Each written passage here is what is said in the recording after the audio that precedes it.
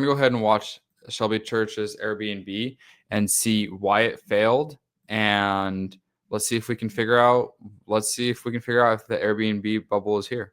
It's been live on Airbnb for almost 4, if you can believe that. But a lot has changed about the Airbnb landscape in this time, and it's making a pretty different amount than it did a few years ago. So I want to share today how things have changed and if Airbnb is more or less worth doing today. If you've been following the journey, you know that at first it lost a bit of money, then it started to make money, but I always thought that over time it would become easier to earn more. I had a hypothesis the whole time that over time, nightly rents would go up with inflation. Everything gets more expensive over time. Our expenses would hopefully stay about the same, maybe raise a little bit, but just the way that your rent and food and airfare, everything has gone up in price, I thought that, nightly rates would also go up in price. I figured since the main expense being the mortgage is locked in and the nightly rates would slowly go up, I'm gonna take notes. it would become more profitable over time. And today we can see whether or not that started to happen. But before we get into it, I want to thank Belkin for sponsoring this video because I actually added one your watch to have more fast charger,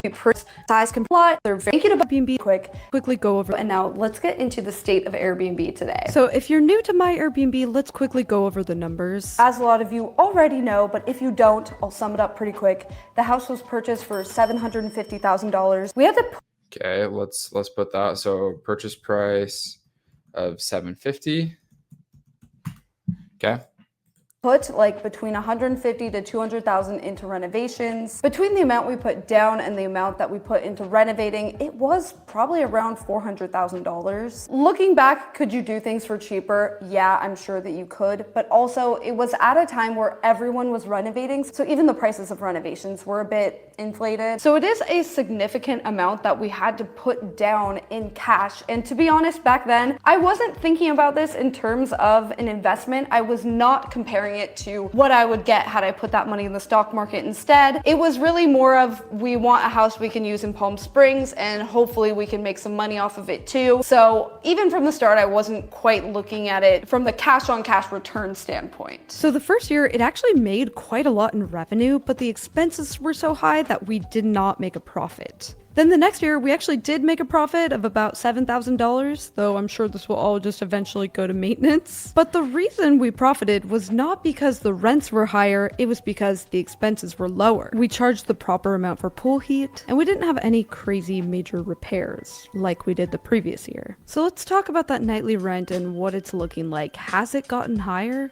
Yeah, the first year of owning a property like that, after you buy into a bunch of renovations will be probably more expensive, and that's why their expenses were the lower the second year, because you kind of get all the crap, like you kind of like battle test it. Like when you do the renovations, you can test it and you can see what works and what doesn't. And then when you have guests go through, it's like, oh wow, I totally forgot that X, Y, and Z didn't work 100%. Now we have to fix that. But then the second year, it's like it's already been battle tested by a bunch of different guests. No, actually, they've gone down, and that was kind of the average for this time of year. So you can see that in the past years, by this time, sort of end of September, we would have made around $55,000 so far. That was kind of the average for this time of year. So far this year, from January to September, it's actually only made $38,000. We can see that the winter and early spring is still very strong. I mean, you just look at that and it looks like the house is doing great. It's making what, $8,000, $9,000, then $7,000 a month. And then really an extreme drop off in May, when the previous years, we still made a pretty good amount, probably about $3,000 a month, May and June. But this May, it was $1,000, $600 in June, $1,600 in July, just really not enough to cover the expenses. And even though these winter months sound good, 8,000, 9,000, 7,000, they actually, when you look at it, still weren't quite as much as the previous years. I mean, it really varies, but in 2023, there was a month that made 14,000. So my hypothesis that nightly rents would be a little bit higher was not correct so far. Although it is still pretty early, I wouldn't really expect within 4 years the nightly rates to double or anything like that, but I certainly didn't expect them to go down. And actually, when I looked into it, the rate of inflation for travel lodging is pretty low. It's usually about 2% a year. Meanwhile, the rate of inflation for everything else has been a lot higher in recent years. Housing has been closer to 4% per year. Even things like eggs have been closer to 5% per year. But even that 2% inflation rate for travel lodging, we haven't even seen that. And the thing is, the nightly rates that we got when we first launched were actually pretty unusual. So during COVID and really all of 2022, everyone was seeing inflated nightly rents that they wouldn't have seen the previous years. The thing is, when we put the house live in 2022, it was skewed from what I call the COVID effect. Airbnbs were doing amazing during COVID, partially because of work from home. People were taking these workcations. They would come and stay at this house for 5 days, just like randomly. Now with people returning to office, it's not really possible for as many people to do that. So there's overall less demand now than there was in 2022. Our average price back then was $700 a night, whereas now, if you're listing at $700 a night, you're not really gonna get that. Our average now during the peak season, I would say, is closer to $600, and during the off season would be $400. So nightly rents are significantly lower. What we can really learn from this is Airbnb nightly rents do not track with the rest of inflation that we're seeing because it's a luxury, not a necessity. In fact, there's actually an opposite effect. As everything else has inflated and gotten more expensive, people of course have less money to spend on luxuries like a vacation, clothing. If you look at the stats, people are not spending quite as much on travel this year, myself included. I even like a month ago told myself no more trips the rest of the year because that is when I spend the most money. And my property manager confirmed that this is across the board. It's not just our Airbnb, but all the ones that are a similar price to ours are seeing a lot less bookings this year. But the ultra high-end Airbnbs are actually doing really well, interestingly. The thing is, these really high-end Airbnbs have a very different clientele that aren't as concerned about the job market. It's people with a lot more money. They're not worried about inflation. They have a lot of assets usually. In fact, inflation probably benefits them more than anything. The middle tier Airbnbs like mine are booked by people who are much more affected by this kind of thing. There was a 2025 survey that found that Americans are spending on average 25% less on everything from dining out to vacations. It's not because the vacations have gotten more expensive. It's because of higher cost of living, macroeconomic concerns, and overall inflation. The job market hasn't been super optimistic either, which certainly doesn't help. And the overall sentiment about it is pretty pessimistic, which also kind of reinforces and makes people more afraid to spend their money on things they don't need because of fears of if they lose their job, it could be a lot harder to get a different one. Whereas in 2022, people are getting bonuses to job hop somewhere else. It's just a very different economic environment. And all of this stuff affects Airbnb more than it does a necessity like a long-term rental. So this year has been actually slower for Airbnb earnings, and I think it is because of this macroeconomic environment more than anything else. It's nothing to do with the Airbnb itself. Like, it has really good reviews. People enjoy staying here. It's more about people having tighter budgets in general. The interesting thing is this house actually has the potential to cash flow about $20,000 to $25,000 a year if I rented it out for 6 months of the summer. What I've realized is it brings in the bulk of the money from November to May. It'll usually make around $50,000. And the rest of the year, people are willing to rent for about $4,500 a month. You know, this past year I looked into doing it and there were some people who were interested, but I decided not to because we did get a couple random summer bookings, so we didn't want to cancel on those people. And two, really the bigger reason is I'm just so afraid of getting a squatter. I actually would rather lose a little bit money or break even than end up trying to cash flow but getting a squatter. I just don't think the risk is worth the reward. But there is a strategy in Palm Springs where you can actually make some money. You just rent it out short term during the high season and then you get a 6-month renter. Believe it or not, a lot of people actually were interested and it would have cash flowed, but I don't want to risk it getting a squatter. There's something about it being fully furnished and only being a 6-month rental that makes me feel like it would be more likely to get a squatter for some reason, but I could be wrong here. So is Airbnb worth it in 2025? Well, it really depends on your location and your intentions. Here in Palm Springs, if you're trying to make money, if you're trying to cash flow and get the best return on investment, no, it is not worth it. You're definitely better off keeping your money in stocks or something like that. This is not financial advice, but just historically, as I showed in that other video about stocks versus real estate 5 years later, it would have done better in stocks. However, not everyone is looking for return on investment. For me, this house is still worth it because I use it a lot. I come here all the time. I bring friends and family here, and I essentially get to use it for free. Over time, the house still appreciates in value. And over the last 5 years, we've paid down about $50,000. So that's $50,000 more in equity in the house, just from basically renters paying the monthly mortgage. If your goal is to make the highest return on investment, then no, a Palm Springs Airbnb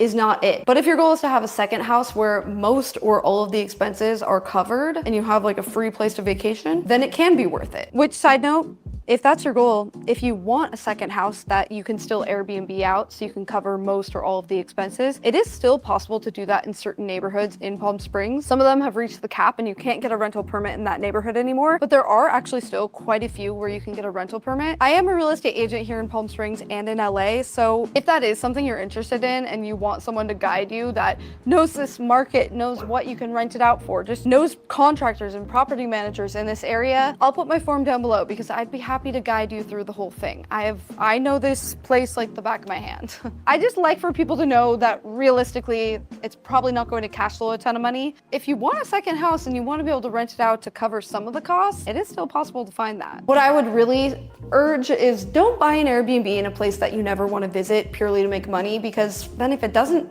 actually do that, you're gonna be pretty annoyed. So while I still think it's worth it for me because myself and my sister use this house a lot, I would not think it's worth it if this was a place that I didn't enjoy visiting. The interesting thing too is there are still Airbnbs out there that do cash flow and do make good money. I have researched this so much. I've interviewed hosts, I've traveled to all these different Airbnbs, and the key is unique stays in remote areas that don't have restrictions. So think things like A-frames, tree houses, geodesic domes in areas where the city doesn't cap the amount of rentals you can do. Those ones are actually doing really well. But if you're looking at just a normal house, turning a normal house into an Airbnb, the days of that are long over. So the truth is, Airbnb is probably less worth it now more than ever, and it really only makes sense if it's a second house and you want to use Airbnb as a way to cover some or all of the expenses. There are a lot of restrictions here. You can't rent your house out as much as you possibly want.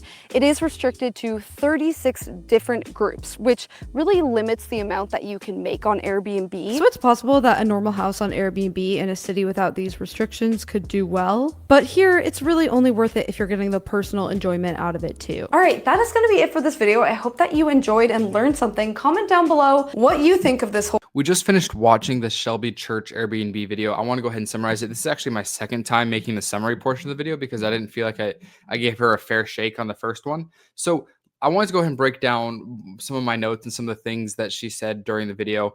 I'm assuming, so I made a lot of assumptions because we didn't get all the details, and I'm sure if I went back and watched some of the older ones, we might get it. So we know January through September, she's made 38K so far, and 38K divided by 38K divided by 9 is 420 a month times 12. So she's on track for 50,000 a year, but it's on average it's $4,200 a month.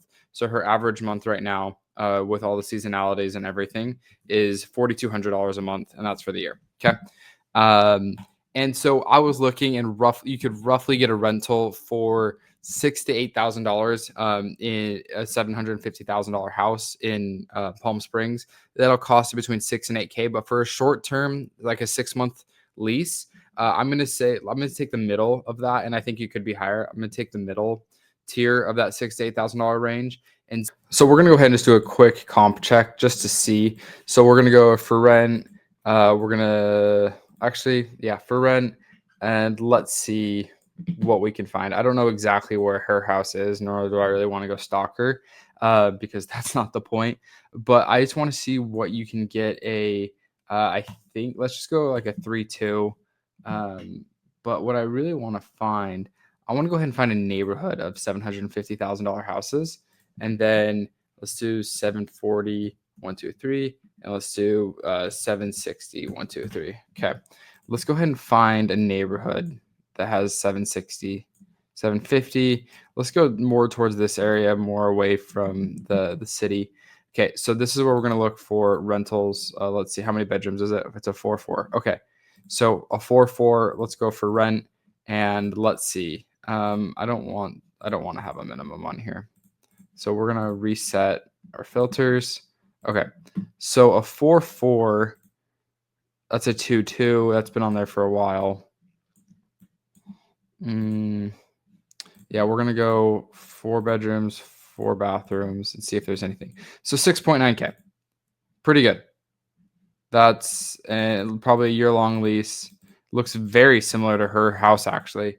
So she could be potentially getting let's just say she's competitive and gets 6,500. Okay, that's what we're gonna use. 6,500 for a lease. Okay, so we were actually pretty darn spot on to our guess. So we're gonna take 6,500 just so that she's competitive. 6,500 a month, and if it's a short-term lease again, she may be able to get closer to 7,000. But for right now, we're gonna do a 1-year lease. Whoops, 1-year lease. Okay, 6,500, and then we actually did learn that this is her net. Now, the only thing I didn't see on her spreadsheet right here is I see taxes. I see additional property taxes, but I don't see, unless I'm missing something, I don't see taxes. So that's something I don't see on her spreadsheet. I don't see property taxes, but we're just going to give her the benefit of the doubt and say that she's netting 4,200 a month. Okay, we're going to put this in a light green, and then the 1-year lease. If we take this 1-year lease and you generally multiply it by 0.65, so 6,500 times 0.65, 4225, 4225. But the thing with this is you're not having, if you're doing the lease, yeah, so 4225 is what she could be netting. And I think, with single family, you run the numbers at 0.65, but with single family, I think you could be a little on the point, the 0.7. So if we just ran those numbers, 65 point, yeah, I think you could be a little higher. But for math, we're going to run it at a 65% expense ratio, 35% expense ratio, sorry. And so she's right now netting 4,200. I think with a 1-year lease, she'd be able to get 42.5 with zero headache, zero bookings. And she, honestly, if you have one single family, you can manage it yourself. She talked about she has paid off 50K in principal. We looked at the Redfin data center and we didn't see too much appreciation from 2022 till now. So I don't know how much appreciation she's gotten, but she has gotten a good chunk of principal pay down. So she's paying down $900 a month. So 900, you can see that line right here. $900 a month in principal pay down is, let me go ahead and pull that up. 900 times, it's a little less than 12 grand, like 10. So 900 times 12, yeah, 10.8K. So 10.8K in principal pay down. But I'm assuming she has a 5.53% interest rate. And she talked a lot about how her nightly rentals have not increased at all, which I thought was interesting. She thought she'd at least get she'd be able to pace with travel, lodging, inflation, which is around 2%, but she hasn't. And she said that her rates have stayed the same, if not gone down. I believe she said gone down. I could be wrong on that. But she also, I think, in my opinion, you had the Airbnb boom, and now you're starting to see people find the unreliability of Airbnbs, and you're starting to see people go to prefer hotels, because if I go to a Marriott, I know exactly what I'm going to get from a Marriott almost every time. An Airbnb, it's really a gamble. How good is the internet? How good is the stay? How good is the host? How does the air conditioning work? Right? There's a handful of things that you just don't know when you go to an Airbnb. And so I think you're starting to see hotels compete in that space. Popping back in here, just as a quick note, I did a Google Trends for Palm Springs for rent, and she started in 2022. And as you can see, it's really just trickled down from there. And fortunately, it's leveled off. But I think that's why she hasn't been able to see an increase in nightly rates, is because Palm Springs has just really leveled off and it hasn't surged. You have your seasonality, but it looks like it's really leveled off in 2025. So I think that's a lot of what she's referring to when she says that she can't increase her nightly rate. In terms of pricing, I think the prices have come down for hotels, as well as just the overall stay. Now, she said that she could do a 6-month lease and she could make a lot more money on it. And so I kind of broke out the pros and cons here. She's really worried about getting a squatter if she has a 6-month lease. The first thing you in my opinion, the first thing you want to do is make sure you have high enough standards. If you want higher than a 700 credit score, 750, 800, I don't care. It's if you don't rent it out and then you don't want to, you don't have to. But if she's worried about get a squatter, just find somebody with high credit standards. And then if you want to reduce your anxiety even more, go talk to an eviction office and talk about their process, how much it costs, how long it would take to process an eviction. Evictions sound scary and they are painful, but they don't. If you go through an office of people that just do this as on a daily basis, it doesn't, other than like time cost of the tenant staying there that longer than they have to, longer than their leases and not paying. It's different if you have like a tenant squatting. Squatting is assuming they're not paying. But the prices might actually surprise you for an eviction office. And then obviously the things that just are the worst is the process, the cost. It's not as unbearable. It's thousands of dollars, but not tens of thousands of dollars from what I've seen from talking to eviction offices in my experience. But the thing is that it does take time. And so if that's her, but that you just kind of have to understand, like she could have that with an Airbnb host. The Airbnb host may not leave as well. And then they run into the same problem.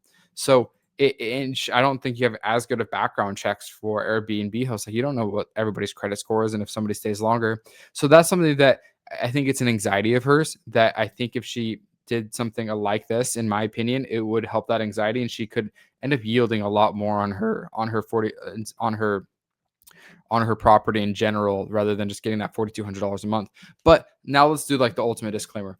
She does not care, right? She doesn't care for a few reasons. One, she really wanted a second house in Palm Springs. And so she's essentially renting it out when she doesn't want to use it. And she's able to use it when she wants to. She's also able to make a ton of YouTube videos about it. So that delta in yields, it gets blown out of the water compared to what she's able to do with how many more YouTube videos she's able to make, her sponsorships, and her ad revenue, right? So she gets the tax write-offs, she gets the ad revenue, and she gets the sponsorship revenue. That completely destroys, like this, doing that, the analysis was assuming no YouTube creation, but the fact that she's able to use it in her YouTube business, game over, right?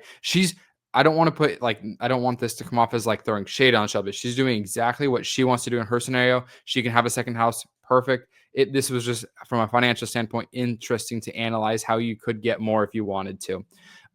That's just my opinion. But again, she's playing by the book. She's doing great. And hats off to her for continuing to work with this Airbnb for 5 years. And I'm glad I made this second analysis video because I feel like it does it a little bit more justice and we're able to find a rental comp for it. And yeah, so that's my take. And I think that if she did the 6-month lease, she'd be able to kind of get the best of both worlds. She'd get a higher yield and she could still stay in it for half the year during the not busy season.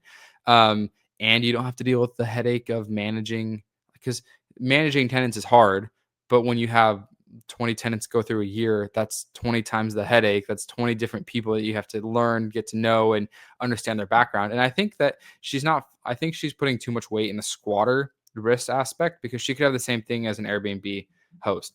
That's just my opinion. But thank you guys so much for watching. I really enjoyed breaking down this Airbnb, watching Shelby break it down and kind of adding my analysis to it. Subscribe if you guys enjoyed. Let me know what you think down in the comments. She's killing it. She's doing a great job. And yeah, thanks for watching. See you next time.